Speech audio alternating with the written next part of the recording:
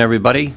Good afternoon. It's 12:37. The record will reflect that Commissioner O'Malley is participating by phone. And with that, I'll ask Commissioner Notarianni to lead us in the Pledge of Allegiance. To the flag of the United States of America and to the republic for which it stands, one nation, under God, indivisible, with liberty and justice for all. You're a little slow on that, Pat, so try and speed it up a little bit, okay?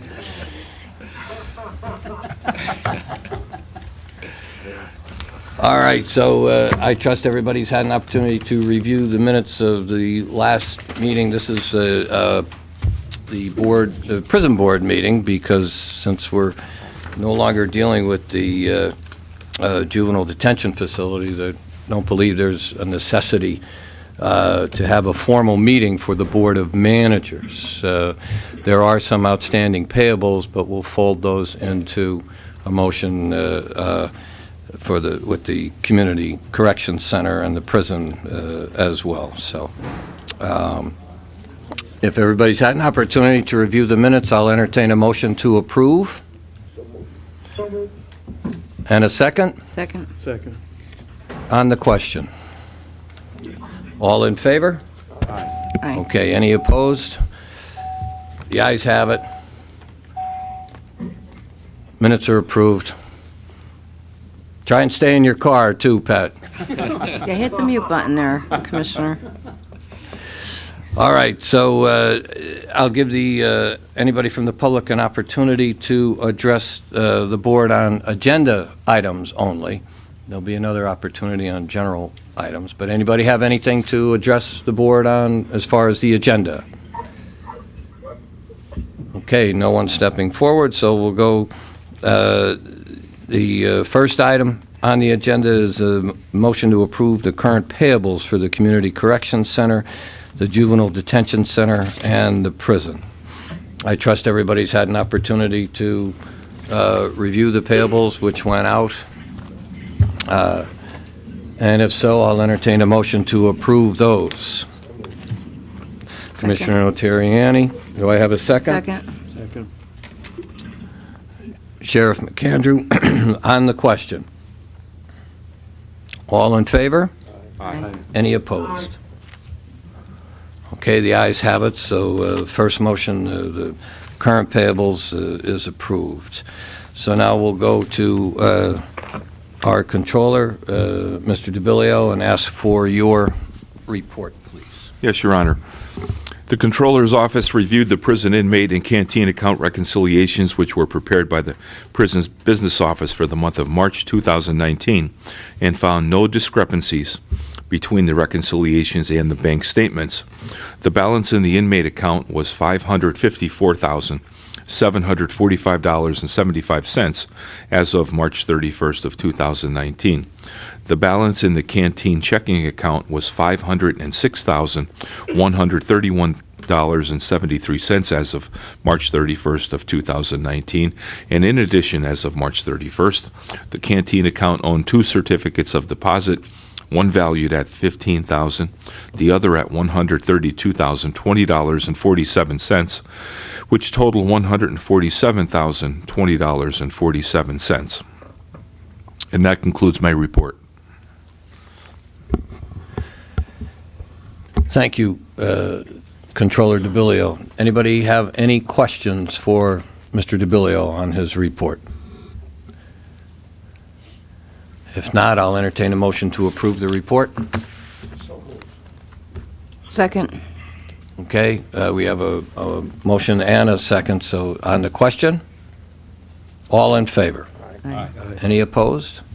The ayes have it. I'll note for the record, with the canteen account, I asked our solicitor last month to circulate a proposed policy for canteen funds. I trust everybody received it. It's my intention to put that on the agenda for next month's meeting to approve it. So if anybody has any comments, you can get them to me or to David Salfinelli, and we'll keep the conversation going, all right? With that, I'm going to ask for the Community Corrections Center report. Mr. Jeffers, please. Good afternoon, Board. If it pleases the Board, we will, I'll read the report into the record. You can take the vote, and then we can discuss the women's work release with the email and stuff.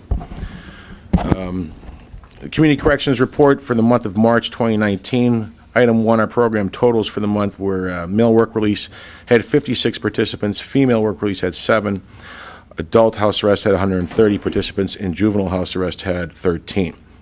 Item 2, our program's revenues for the month of March totaled $72,089.33.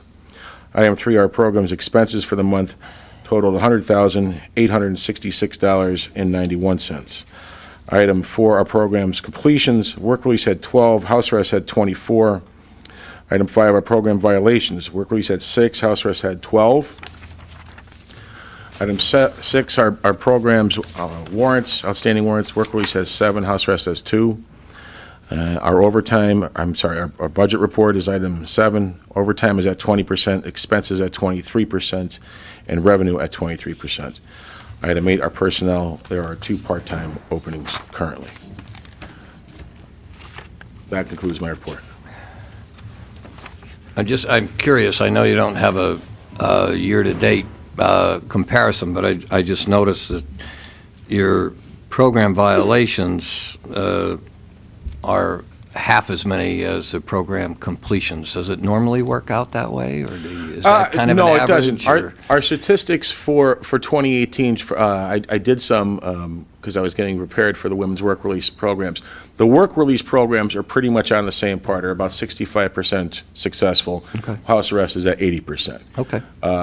Most of the violations are drug-related, to be quite honest with you. It's always a urine. Hot urines? Yes. Okay. Yes, sir. In the men's work release, there are some unauthorized stops that get them in trouble where they're supposed to be at work and they're not at work, stuff like that. But for the most part, it is a hot urine. In the month of December, we had quite a few towards the end of the month in men's work release. There was a problem with some heroin on the streets. Okay. And, as you know, in the news articles, there was a lot of individuals that had passed away during that same amount of time. Luckily for us, it wasn't the same effect, but there were 6 that went back right around Christmas time for the same particular reason. Okay. All right, if we can we talk a little bit about the status of the women's Yes, work release? And I don't know if everybody received their, I had a little fast fact sheet for all the members of the board and the chief of staff. I don't know if everybody got theirs. Does everybody is in possession of it? Okay. I sent an email out to the board on Friday. Since our last time together, the prison or the women's work release building was sold from one landlord to another landlord. And upon reaching out to the new landlord and speaking with him for quite a while, it was originally his intention was to build it or to buy it for separate housing, student housing, professors, whatever the case may be. However, once we got to talking about it, I was telling him how effective it was for us. He spoke to the old landlord, and we didn't have any problems up there of any major consequence. Small things that go along with everything, but nothing of any concern for him.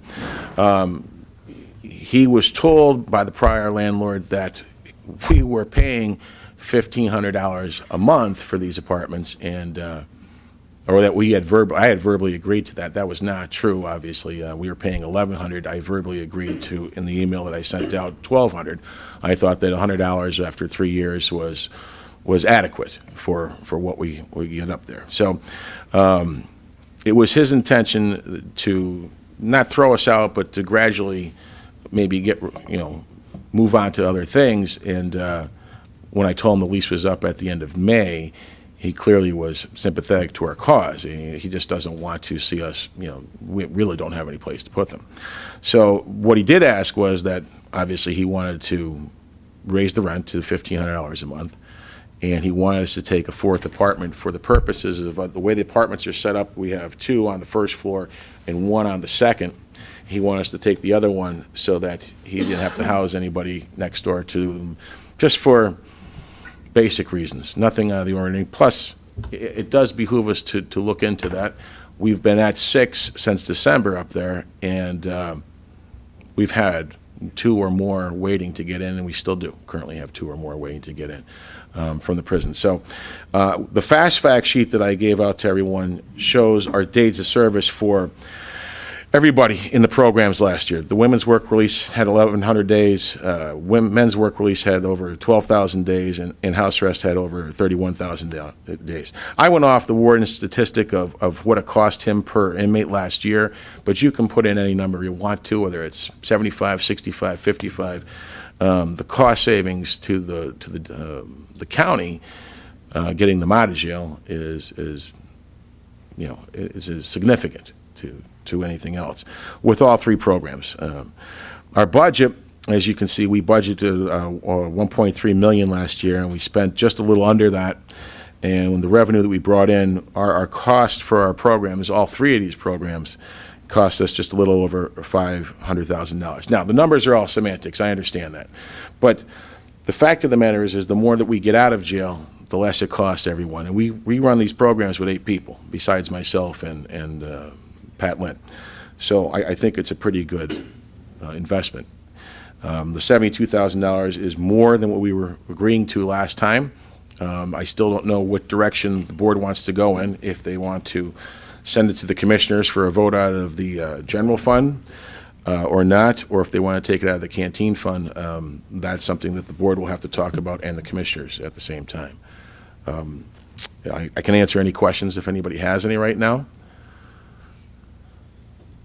Well, there's also figuring into this the intangible benefit of moving these people back into the community as productive citizens in the work release program. That works in both of the programs. There are times when you see that in the statistic where you have people who are successfully come out of work release, like the 12 or 6 or whatever the number was this month, there are times when the men and the females are now either paroled or have moved in, they've gotten their home plans, so that their sentence, as it were, their minimum may still be in effect. In other words, if their minimum is March of 31st and they're still in there, but they found a home plan by January 31st, we just move them over to house arrest to that home plan for those 2 months, and then they are paroled. And once we okay the home plan, it's 95 to 99% that parole is going to approve the home plan, because we've already done it for them. We've done the work for them, basically.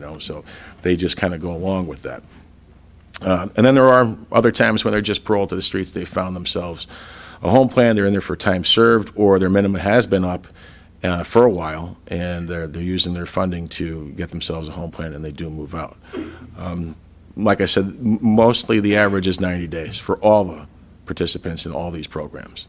It's very rare that we have people in there, on average, longer than 90 days. We do get domestics that are sentenced to us for 6 months, and some stay to 6 months because their payment plans are what they owe in back. Domestic costs are astronomical, so there's no way they can purge that out.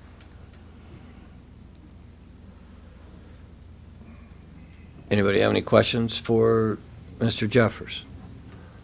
There's no other plan in place right now, right? I mean, There isn't, and I think that, I think if the board and the commissioners approve this, I think if we can go back and look at it in December of this upcoming year to see if both our group and the landlord wants to continue with this type of situation in agreement, and if they don't, then that gives us time to start looking elsewhere. But it's ideally suited for us as far as the location goes. You're talking, I just walked to it today. I met the new maintenance man of the building up there, and we went in and he fixed a socket for us, and I walked back. So it's 2 blocks, 2.5 blocks. It's silly sometimes to take a car unless we have to remove something, but We can fill that fourth apartment, no problem. we could fill it today. We could fill it today.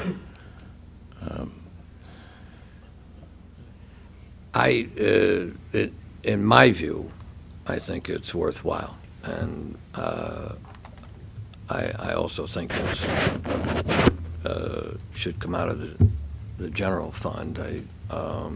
Because if they weren't in the work release center, they'd be in the prison, and so it's that simple, so, If that's the case, if that's the way the board wants to direct it, then I would have to go to a work session in May for the first commissioners' meeting in May. And I would, at that point in time, if the board is going to direct me today to go forward with this, I'm going to direct the landlord to draw up a lease. oh, absolutely, yeah. And then I would hand that lease over to Attorney Frederickson to review, and then present it to the commissioners at a work session.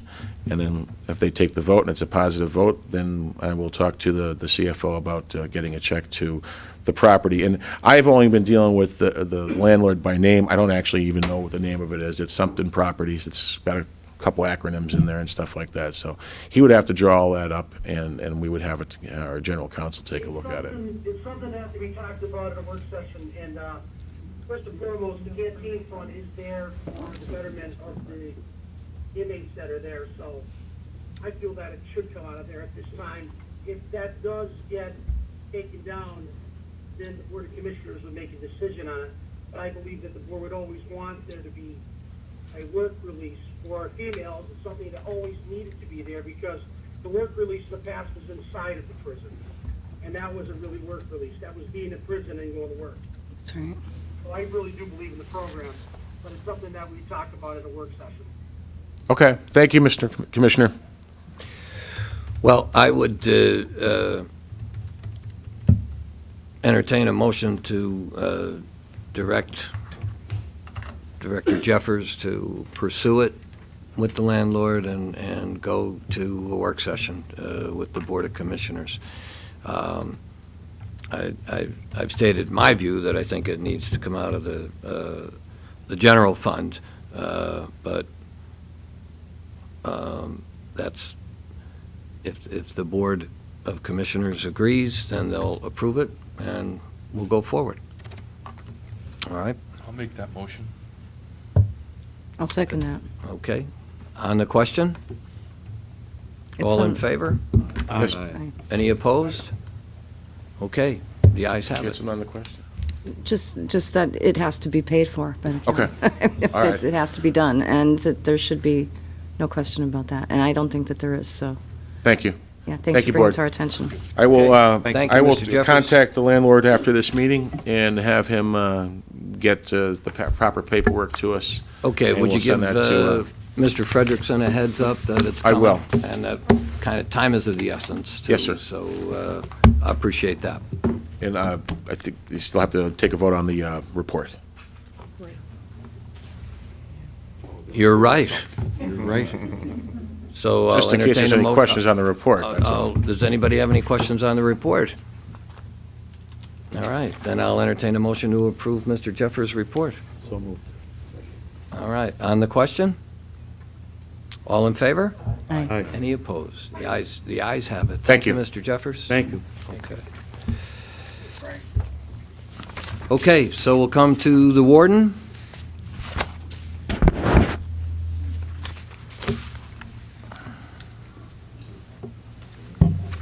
Good afternoon, Board.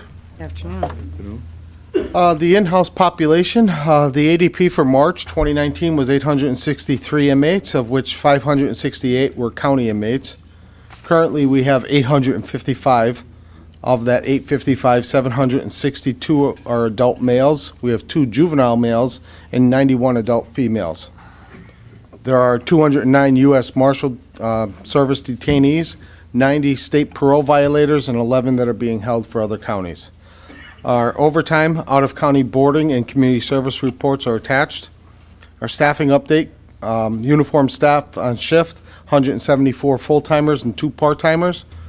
Out on workers' comp, 0. Continuous FMLA, 0. Administrative leave, we have 4. And we have 0 vacancies, full-time, 11 part-time vacancies. The total is 100, the complement is 178 full-time correctional officers. Regarding FMLA, we have 34 officers who have intermittent FMLA. That amounts to 19% of the correctional officers. Budget, as of March 31st, revenue was at 33% and expenses were at 23%. Inmates at or past their minimum dates, The total number is 14. We have 2 that have no home plans, 4 who have submitted home plans and are awaiting parole, 6 who have been remanded for the balance of their sentences, and 2 who have had parole denied due to recent misconducts. Extraordinary occurrence reports, there were 5 since the last prison board meeting. On April 1st, the county inmate was placed in a restraint chair for his own safety after stating he was going to harm himself. On April 8th, the county inmate was placed in a restraint chair after refusing to follow orders to lock into his cell.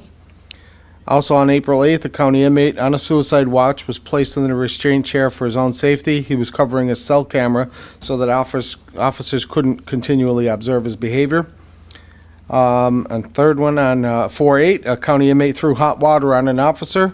He was placed in the restraint chair for his safety, and he's been charged with assault by a prisoner. And on 4/9, a county inmate physically resisted officers and wouldn't comply with orders. OC spray was administered to gain the inmate's compliance. He was also secured in the restraint chair again. PREA, there were 8 allegations of PREA violations in the month of March. 2 allegations were of the inmate on inmate nature, citing sexual harassment. Both were unsubstantiated. 1 was an allegation of staff on inmate sexual misconduct. It's unfounded. And 5 were allegations of staff on inmate sexual harassment. 4 of them are unfounded and 1 is unsubstantiated. All completed investigations have been forwarded to the district attorney's office. And this concludes my report. Any questions for the warden? Okay, if not, I'll entertain a motion to approve the warden's report. So moved. Okay, on the question? All in favor? Aye. Any opposed? Warden, is that officer okay, by the way? Yeah. I was determined to be first-degree burns from the hot water. All right, the ayes have it. Thank you, Warden. Thank you.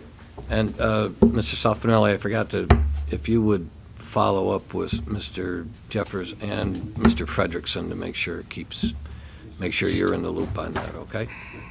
All right. Okay, anybody from the public wish to address the board? Yes, sir. Good afternoon. Good afternoon. My name is Phil Yeviks. I'm a resident of Scranton, and I'm here today on behalf of the Pennsylvania Prison Society. Just as some context, the Prison Society was founded by Ben Franklin in 1787. Its mission is to advocate for humane prisons and a rational approach to criminal justice. And we do have statutory authority. An official visitor has statutory authority to visit any state or county facility within the Commonwealth. We have 5 official visitors who visit the Lackawanna County Prison. We have a convener who communicates the concerns with the warden. Warden Betty has been very supportive of the work of the Prison Society and our official visitors.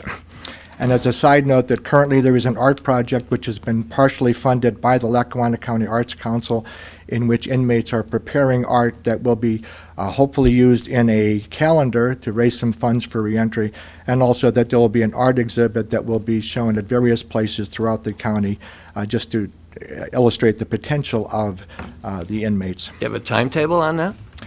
The calendar is going to be for next year. Okay. The submissions, there are already, I think, some 2 or 3 places which are already scheduled to show our inmate art, and I apologize, I don't know the specifics of that. Would you get it to the warden if you? Oh, certainly. Thank you. And that's been every weekend. Supplies have been provided, and there's an ongoing collection of the art that's going to be judged for inclusion. The art that would to be considered for the calendar had to be submitted as of last week, and so now there's a panel of folks who will evaluate that and choose the ones that will be on the calendar. Nobody called me for a portrait. I guess it's too late. I'm going to say there were some in the men's room, but that's probably not true. So hopefully not true. I walked right into that one, didn't I?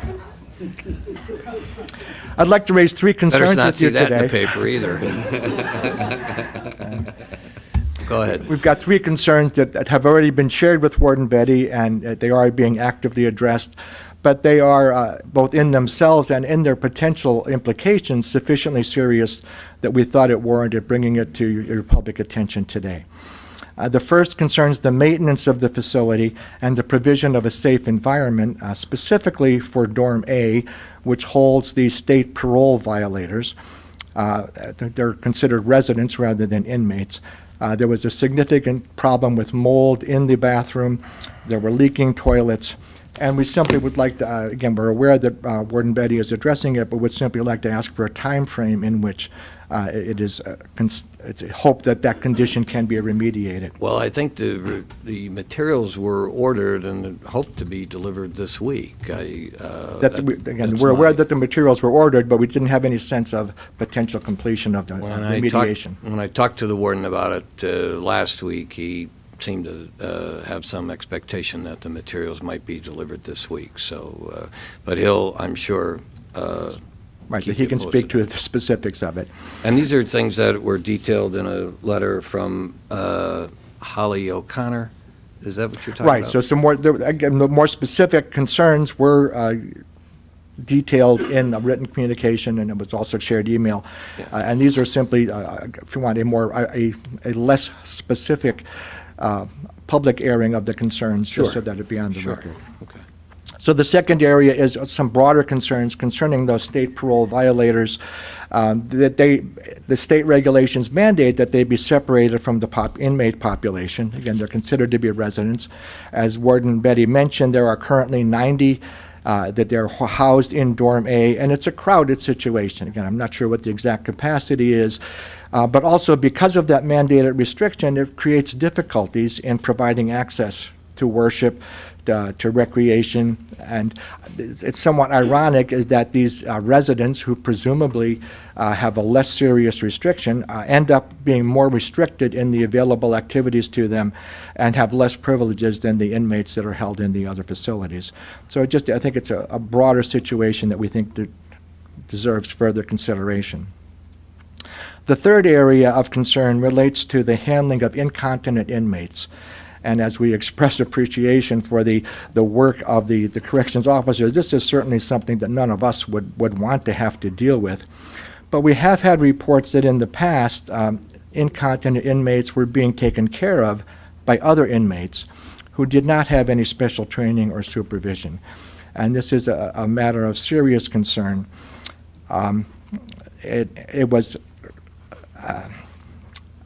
Well, so going forward, we're concerned that we would like to see that there be some kind of policy to address this.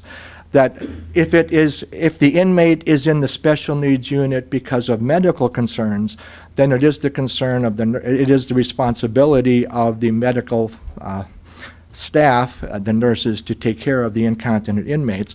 But it is possible for someone to be in the special needs unit for sheltered housing, and in that case, the medical staff do not have a legal responsibility to do it, and they don't seem to be inclined to take on that responsibility if they don't have a direct need to do it. And so we'd like to just see some plan. Unfortunately, the situation of incontinent inmates does arise with males apparently fairly frequently, and would like to know that there is some kind of policy to avoid that if there's so that if inmates are taking care of other inmates, that there is sufficient training and supervision to avoid potential problems. There was an allegation of a PREA, and PREA is simply the Prison Rape Elimination Act, that the federal government mandates the procedures that the warden refers to in each report. And so there were some what we consider to be significant and long-standing PREA violations with regard to the allegations of abuse with this policy that were not handled well. And so there's a broader concern about what is considered to be a culture of abuse that has been at the past at the prison, and the way in which the PREA policy, the PREA mandated procedures are handled that we think may actually reinforce the culture of abuse rather than encouraging inmates to speak openly about addressing those potential allegations. Thank you for your time. Okay, thank you. Anybody else from the public?